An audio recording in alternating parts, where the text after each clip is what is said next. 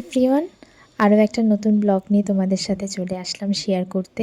শীত তো প্রায় চলে যাচ্ছে, আর এই সময়টা প্রায় সবারই ভালো লাগে, কারণ খুব একটা গরমও থাকে না আর শীতও খুব একটা থাকে না। রোদ উঠলে হাওয়া দিলে খুব ভালো লাগে। আর আজকে আমার ছিল স্কুল, তাই সকালবেলায় উঠে স্নান করে নিয়ে রেডি হয়ে আমি বেরিয়ে পড়েছিলাম।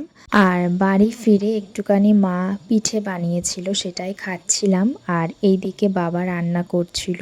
আজকে আমাদের বাড়িতে দেশি মুরগি রান্না হচ্ছে, এটা খেতে তো খুবই ভালো হয়, তো বাবাই রান্না করছে। আর এইদিকে গুবলুও বাবার পাশে বসে আছে। রান্না প্রায় শেষের দিকে, আর আমি একটু টেস্ট করে দেখছিলাম। আর সন্ধ্যাবেলা আমার আগের ফোনটা একটু খারাপ হয়ে গেছে, তো সেইটাই ঠিক করতে নিয়ে গেছিলাম।